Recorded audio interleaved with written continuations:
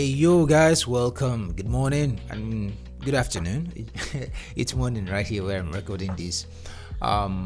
This is gonna be my YouTube channel, and I just want to do a foremost introduction of what this channel is going to be about. It's going to be about cars, anything car, anything mechanics. That is what I plan to be doing on this channel, and the backstory just goes back all the way to me buying some cars. I bought some cars a while back, and the car was faulty when I bought the car. I fixed the car from beginning till the end, and then I sold the car. I bought another one. I fixed the whole thing by myself and then I sold it again, and then I bought another one recently, and then I started fixing it.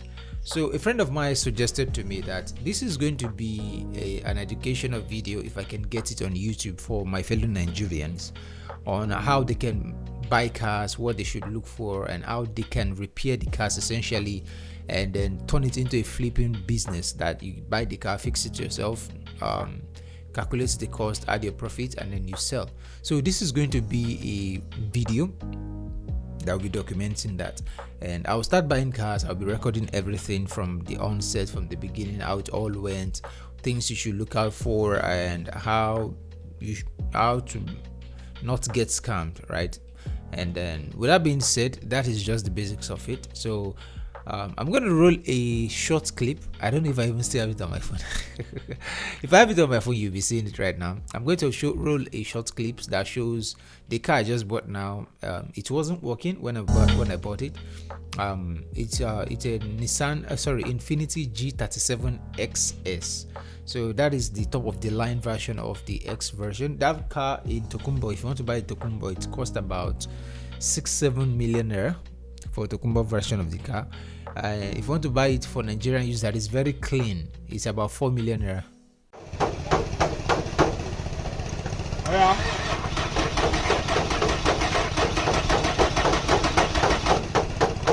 Oh yeah.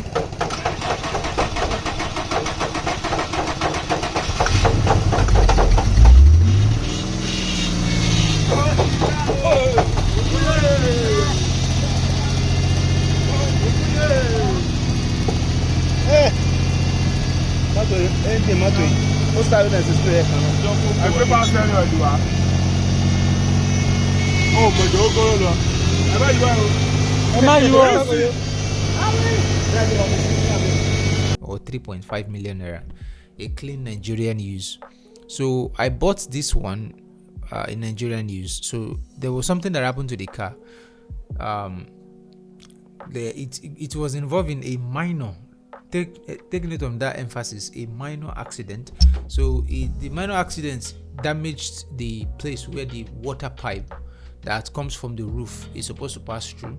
So once it is damaged, the vehicle started leaking water. So water was leaked into the BCM of the car, and then it destroys the BCM. So the man took the car, tried to give it to a lot of people that could fix the car. They were unable to fix it. So eventually I didn't even have an headphone in my ear. So eventually what he did was he decided to sell the car. The car has been sitting for a long time.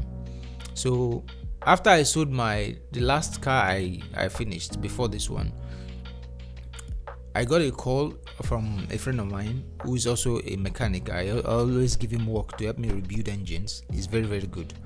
So I got a call from him that, look, there's this Infiniti that wants to be that needs to be sold, and then he told me that the price of the car is 1 million naira. I was shocked when I heard the price 1 million. I said, okay, take me to the car. So they brought the car. I looked at the car. The car is very clean in and out. It's very, very clean. It's just dirty because it has not been washed, but there is no dent. The interior is still in perfect condition. What I just noticed was that the car was opened. They opened the car down, and some of the compartment where the BCAB seat is open shows that they've been trying to work it to fix it. They couldn't fix it. So the moment I saw the car, I knew I was able to. This shouldn't be a serious problem. So I turned the car on. the car wasn't coming on, but it was showing a sign that key is not detected. So I knew that it is just the BCM and the ESCL.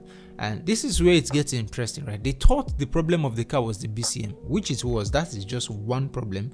There is another problem they didn't put into account, which is the ESCL. It is the electronic steering control module or electronic steering control lock. They did not they didn't put that into account, and that was what was actually wrong with the car. So I changed the BCM. I have not gotten the original BCM yet. I changed the BCM. It didn't work. I bought another BCM.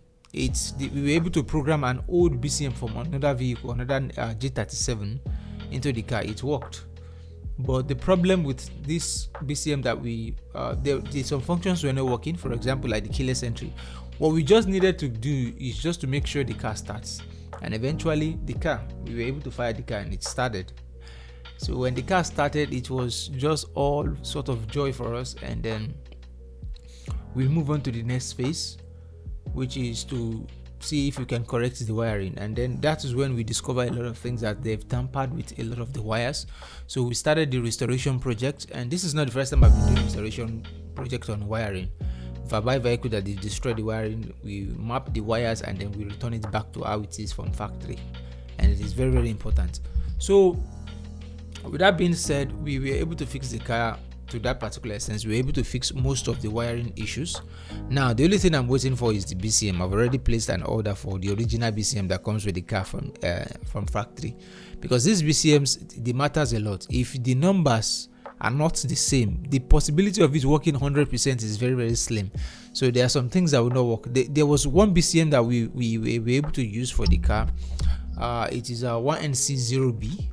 Now 1NC0B works with Infiniti G37X truly, but not all of them. There is one particular version of G37X that comes from Canada. It won't work with it. So we had to order a new one. But when I noticed, when we used that one, a lot of functions started working back. Things like the keyless entry, remote start, all those things started working. The only thing that is not working right now is the boot and the gear knob. The gear is working. The gear knob light is not showing accordingly, and then the parking light. So those are the three things that needs to be fixed, and these are the last things that I'm doing on the car. Once that is done, the car is 100% functional. Now I can sell it and then buy another one, or use it for a while and then sell it and buy another one. And this car, when I bought this car, the thing I failed to mention is that the car is new, like almost new. The mileage on it is less than 50,000 kilometers. Oh, Canada. Does Canada use miles or kilometers? But I think Canada uses kilometers. Let me quickly check. 1 second. All right, let me quickly check.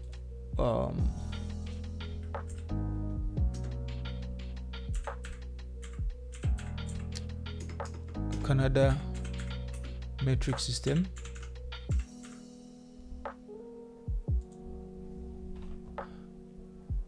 Canada follows the international metric system temperature rainfall. So if they use the international metric system, that should be in kilometers, right?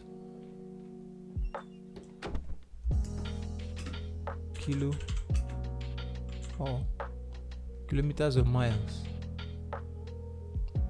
Canada follows distance is measured in kilometers. Oh, that's beautiful. Even with that is a much more better.